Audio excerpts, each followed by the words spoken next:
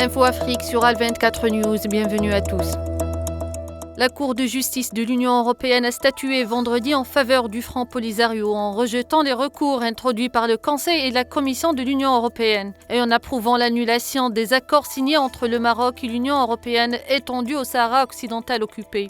Le représentant du Front Polisario en Suisse et auprès de l'ONU et des organisations internationales à Genève, Oubi Bouchraya Béchir, a indiqué que la décision de la Cour de justice de l'Union européenne constitue une grande victoire pour la cause sahraoui dans sa bataille juridique pour mettre un terme au pillage des ressources du peuple sahraoui.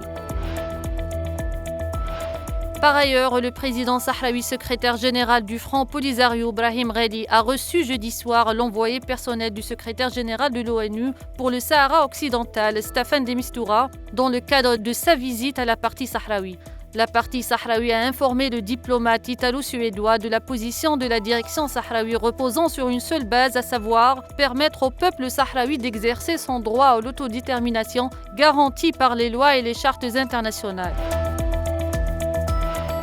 En République démocratique du Congo, au moins 87 personnes ont trouvé la mort jeudi dans le naufrage d'un bateau de transport sur le lac Kivu, dans l'est de la RDC, selon un nouveau bilan fourni par les autorités locales.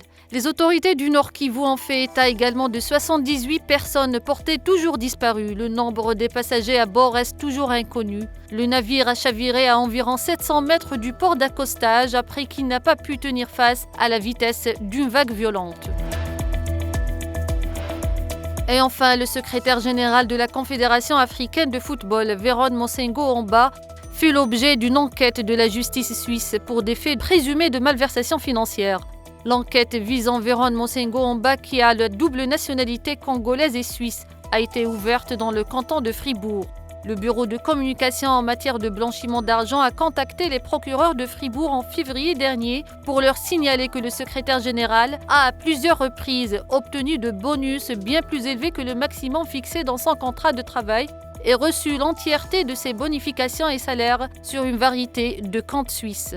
C'est la fin de ce point sur l'actualité africaine. Merci de l'avoir suivi.